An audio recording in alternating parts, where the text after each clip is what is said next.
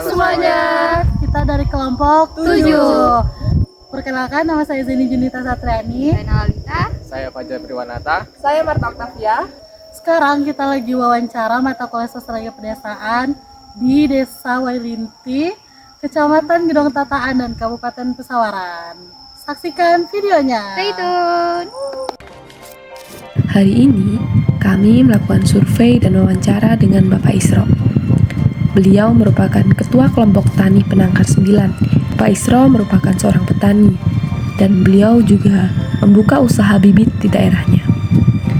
Dalam wawancara ini, kami akan membahas beberapa poin penting, yaitu usaha dan aktivitas pertanian, politik pertanian, isu-isu pertanian, serta kegunaan sosial pertanian. Pertama, kita masuk ke poin usaha dan aktivitas pertanian. Jenis komoditas yang ditanam yaitu berupa melon, cabai, tomat, timun, terong, dan semangka. Tapi untuk saat ini Pak Isro sedang berfokus menanam melon, timun, dan semangka.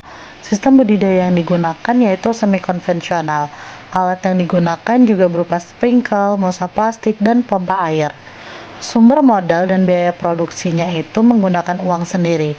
Usahanya dulu juga dimulai dari kecil-kecilan dan dipilih tanaman yang risikonya tidak terlalu tinggi.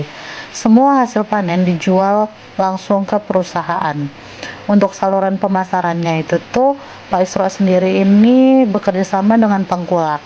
Dari tengkulak nanti biasanya ada yang dikirim ke Pulau Jawa. kedua, Masuk ke politik pertanian.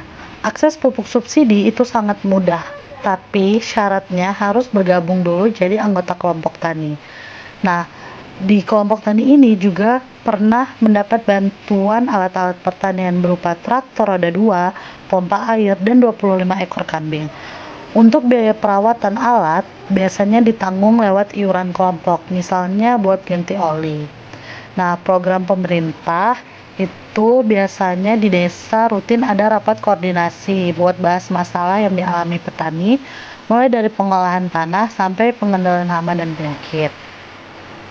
Peran penyuluh pertanian juga sangat berperan, yaitu bantu memberi arahan, pendampingan, dan solusi jika petani terdapat permasalahan.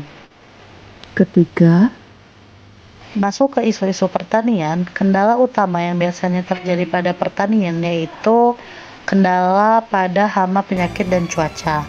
Semua ini saling berhubungan. Pas musim hujan, udara jadi lembab.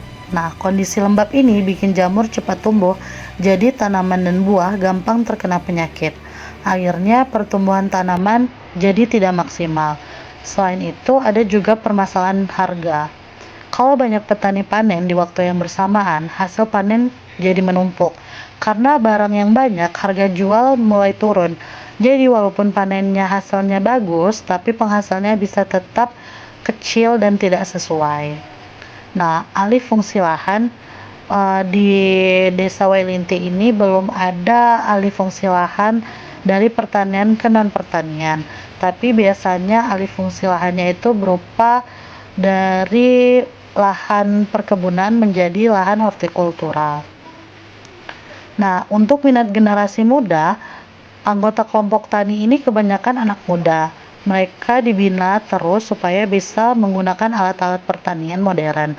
Soalnya petani yang lebih tua biasanya agak kesulitan untuk menggunakan alat-alat baru. Nah, kalau ketergantungan pada tengkulak, petani masih mengendalikan tengkulak karena prosesnya yang lebih cepat dan menghemat waktu. dan yang terakhir, Kegunaan sosial pertanian. Jadi, peran pertanian bagi keluarga ini sebenarnya bisa dikatakan cukup untuk kebutuhan sehari-hari. Tapi, bila ada kebutuhan besar, biasanya harus nambah pekerjaan atau cari penghasilan tambahan. Nah, hubungan sosial antar petani ini kadang terdapat masalah, namun masalahnya ini masih batas toleransi, di mana permasalahan ini biasanya bisa diselesaikan secara baik-baik dan secara kekeluargaan. Terus gotong royong juga di Desa Wailinti, khususnya pada kelompok tani ini masih sangat kuat, masih sangat dilestarikan dan sering dilakukan. Itu tadi video dari kami, sekian dari kami, terima kasih. Bye.